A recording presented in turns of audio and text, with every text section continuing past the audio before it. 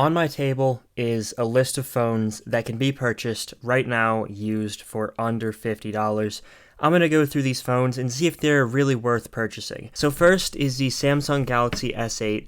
This phone is an older one. This is, I believe, the second oldest on this list. This phone came out back in 2017, and this was a really nice phone for its time. This was one of the first Samsungs to have this nice bezel-less display and all. And this phone now, uncracked, goes for about $40, $50.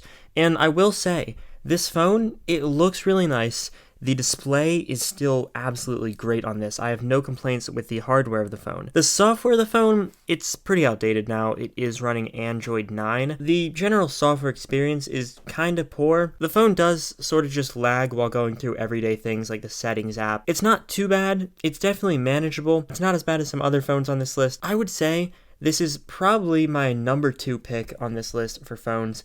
App support is still pretty good. One thing I will note, these phones are really easy to crack. As you can see, this one has had a lot of damage in the past. The camera, pretty good overall. The battery, not the greatest, but I'll get more into battery later. And it has everything that you'd want from a flagship phone from 2017, wireless charging, USB-C, OLED display. It is a 60Hz panel, but still, really nice phone. For $40, I would honestly say this is more or less one of the best budget phones out there. So next, I'm going to go over the Google Pixel 2 XL. This phone is really, really good.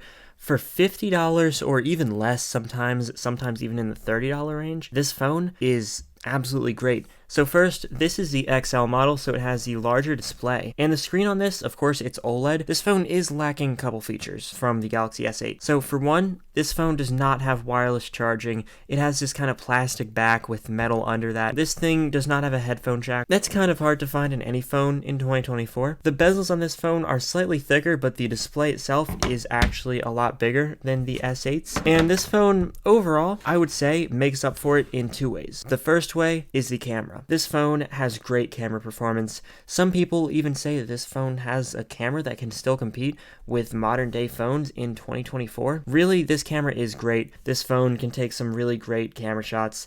And the second way is with performance. This phone is pretty performant. This thing has a lot better specs than the S8 in my opinion. It's just held up a lot better. Now, one thing that I will note, this phone, unlike the S8, got proper Android support.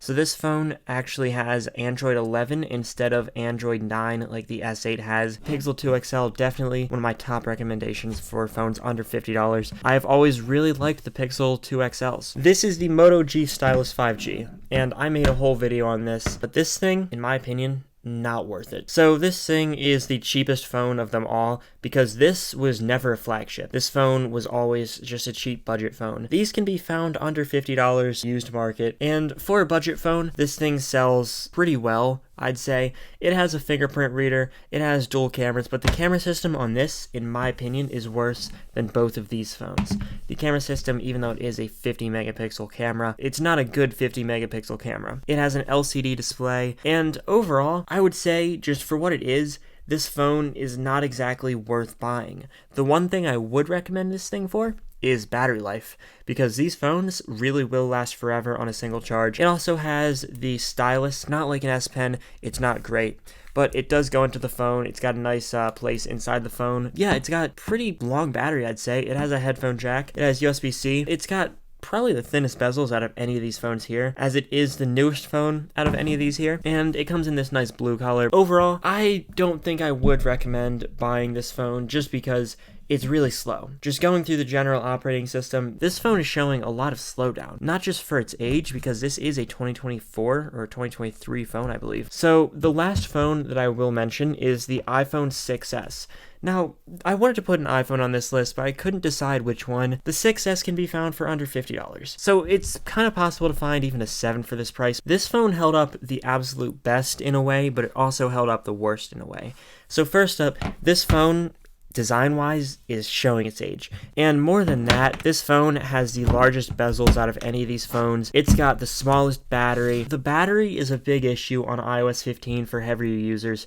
This thing probably has the shortest battery out of any of these phones in the video. It does have the headphone jack. It's got lightning port. This is the only phone that doesn't have USB-C. It's got the, in my opinion, the worst camera on this list, but it's not an awful camera. This camera can still take okay photos. It's just going to be the worst out of this list. It's still got the home button with these thick bezels, as I mentioned. This is stuck on iOS 15, so this is losing app support, and that's not a good thing. Some apps that a lot of people would need are not going to be available on this phone, and that's just an unfortunate fact. So these phones also have an issue where probably about half of them out there are 16 gigabytes. The 16 gigabyte models are absolutely useless. They're obsolete. Don't buy those. Buy 64 or 128. They're a little bit more expensive sometimes, a little bit harder to find, but they're out there. Another thing I would recommend, replace the battery. These things had big battery issues, just the batteries degraded really fast. I would not really recommend this over some of these Androids. So if I had to put these phones in kind of a tier list, I would say this phone,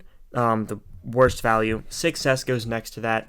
Then I would put the S8 in second place and the Pixel 2 XL in first place.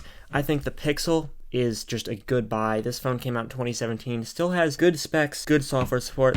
S8, really nice design, definitely worth it for someone who wants a lot of display performance and just a good phone to mess with. And the 6S, good for somebody who just really wants an iPhone. And lastly, for anybody who just really needs a large battery but doesn't care about anything else, the Moto G Stylus 5G is okay. Now, I will also note, this is the only phone with 5G. That's a kind of big thing for some people. What I will say on that, it's not worth all of the downsides, software slowdown, just not worth buying. These phones, I would say, kind of better in a way than this. This also has like Android 13, maybe 14 at this point. So thank you guys for watching. Hopefully this video was enjoyable, and goodbye.